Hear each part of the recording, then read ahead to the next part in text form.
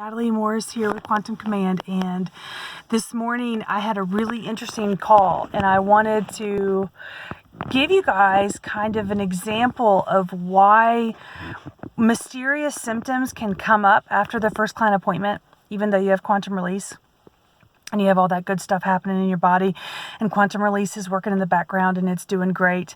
I just wanted to explain kind of this situation that I got. I had a mom, and she totally gave me permission to tell you guys, except of course not using her name. But so I worked on the mom and the husband, and they have an 11-year-old young boy. And so they all got quantum release. They all got the clean slate, pathogenically toxin oriented at the first appointment. And one of the main concerns that's been happening in their family, which I'm sure happens in a lot of families, is them passing back and forth cold sore pathogens. So her son had this little sore on his lip that has not healed in like 2 weeks. So she was really concerned that this is a relapse. Did he get, the herpes virus again? Should we be worried about that? And by the way, I work with folks that have these viruses all the time, and we get them cleared. The body clears them. I don't clear them. The body clears them. And we take precautions to make sure people don't reinfect themselves. So we check out their toothbrush, make sure their toothbrush isn't a problem, make sure their toothpaste isn't a problem. If you have lipstick that you've used, I encourage people to take precautionary steps. So, but none of that's happening with this little guy. And so the mom was really concerned. So the other symptom that she was worried about was head and neck pain. He has been having really bad upper back, neck, and head pain for quite some time. And she was really concerned about that. So she scheduled an appointment this morning. And so we started to try and solve this puzzle. So the first thing I'm going to do, is I'm going to rule out whether or not a virus came in his body, like with the herpes virus, to just confirm whether or not that's been happening. So I went back about 15 days and said, all right, what's been in the body in, the last 15 days? So no pathogen. He's not had any bacteria, virus, nothing. He's not had any pathogens for 2 weeks. Okay, well, that's kind of weird. How are you going to get something on your lip and it's not healing without a pathogen? So I checked his hormones and his neurotransmitters to make sure they're all running smooth. Everything looked great, which all my clients know. If you've got hormone disruption or if you have neurotransmitter disruption, it can cause major, major relapse symptoms. But that's not happening. So, okay, now what? So I look for toxins in the last 2 weeks, right? Because that's the window of time that she's concerned about. Although the neck and head region is something that's been long-standing. So I'm just kind of watching to see how all this plays out and how this might be affecting the head and neck at the same time.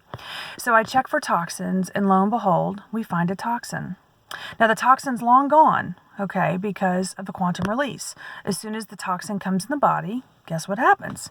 The body quantumly releases it. And it does it in the background. You don't have to command it. It's part of the quantum data that I give the body on that first client scan. So they get that quantum release on that first client scan, and they have it for the rest of their life. And their body does all that. That's not something that's like spiritual that's happening, which I don't even know how that would happen.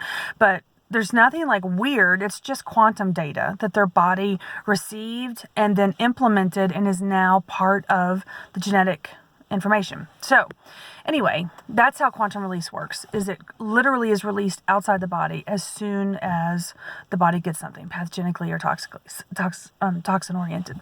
So anyway, so he had this toxin, and I said, okay, so how often was he getting this toxin? Well, I asked the body these questions, and he was literally getting this toxin every day. So there's 2 types of toxins that I test for, man-made and naturally occurring. Pretty much every toxin is going to fall into those 2 categories. It was a man-made toxin. All right. So that gives me way more information, right? Because there's only a couple of man-made toxins that we come into contact with on a regular basis. One of those is glyphosate. Glyphosate is, of course, Roundup, and that actually happens more than you would think. And most of the time it's not through food.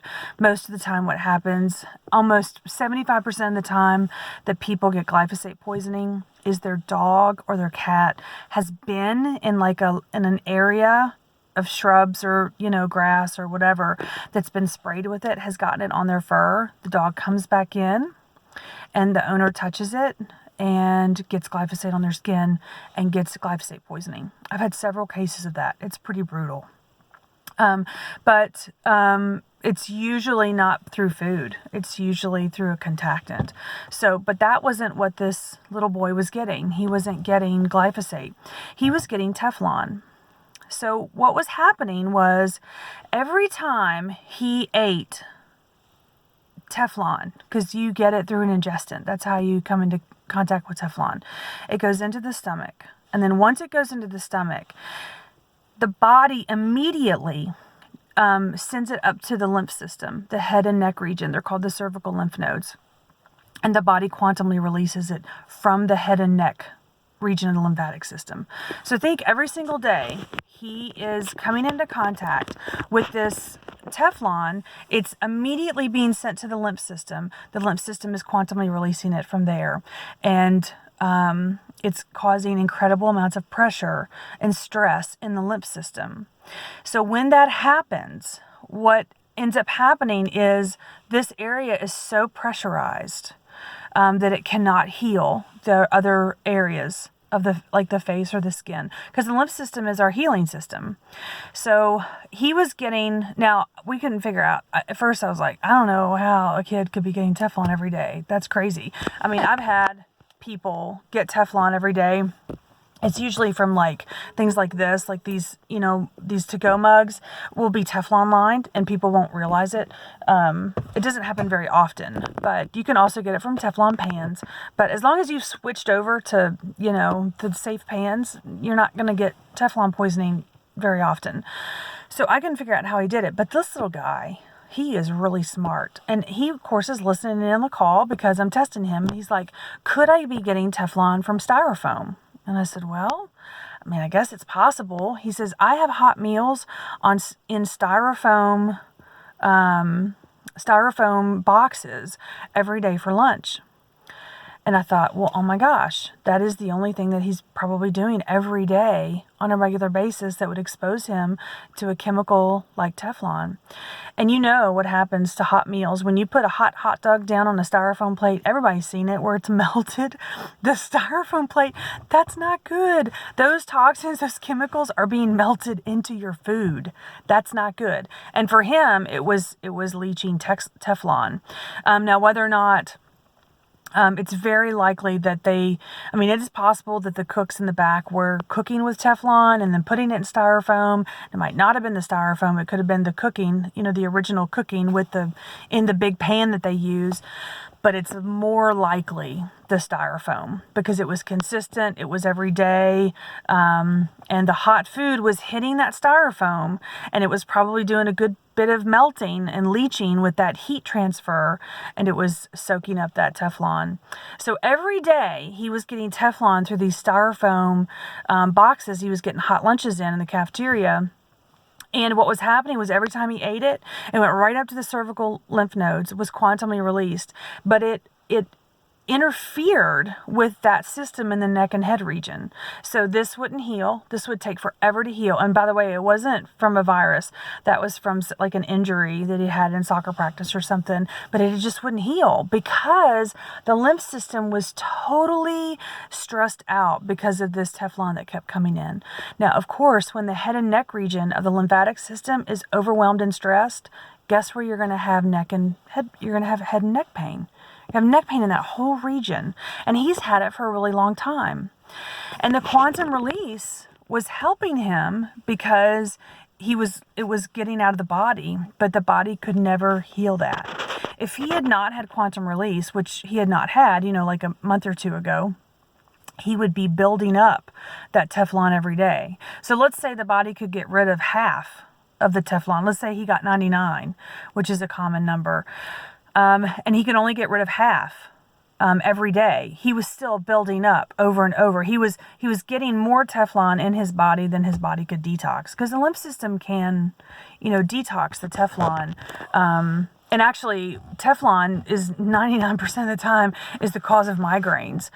Early in the work when we had to do the manual removal of pathogens and toxins, people would get migraines from Teflon almost 100% of the time. And as soon as I removed and cleared the Teflon, their migraine would be gone within an hour. So Teflon is a huge culprit for headaches, neck pain, even like the eye distortions that you get, like with the migraines. It can also cause jaw and tooth pain, because that whole, it's about the region. Remember, the lymph system is being affected by this. So if you don't have quantum release, if he didn't have quantum release, he would have been building that up in the lymph system, and nothing would be, it would be this constant toxin in the body causing the symptoms. Because he has quantum release, he has the ability to get ahead of it.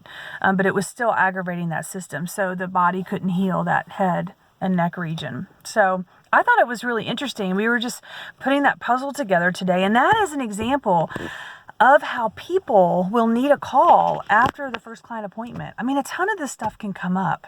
Teflon exposure. Like I had a girl one day who got glyphosate because she would go out and walk her dog, okay? And her dog would get into shrubs or wherever, the grass. And we know people use Roundup all the time for weed control, which is unbelievable. You should stop using glyphosate as soon as possible. Please don't use Roundup. It is a huge hormone disruptor. Find alternative things to use besides glyphosate. Plus, when you're using glyphosate, you're keeping Monsanto, who's not Monsanto anymore. They're another company. They've been, I think, bought out or renamed.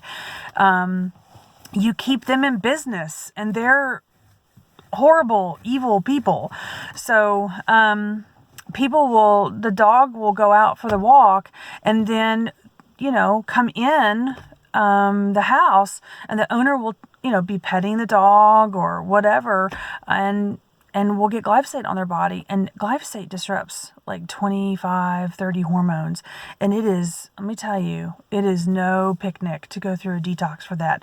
It's fairly short-lived, but people that have got, any of my clients that have gotten glyphosate poisoning, no, that is no fun business. So these are just kind of examples of how this stuff kind of comes up after the first client appointments. And people just want to know, what is it that we're doing that can be stopped, that we can prevent these symptoms from moving forward and continuing. So I thought it was really cool. It was really fun to kind of solve that puzzle. But, the scans really will capture everything. It will capture pathogens and toxins. And then it's just a matter of linking things together to find out what's causing what. And the body will tell you. So that's some of the stuff that we address in the university. And so if you want more information about that, you can check out my website. That's quantumcommand.net. If you'd like to do a first client appointment, get that quantum release, and start with a blank slate and start healing, you are welcome to do that. You can schedule that on my book a session page. If you are a client right now and you just want to kind of a scan just to kind of get all the new data in that I've been developing over the last 6 months, you're welcome to do that too. And you guys have a great day. All right. Bye.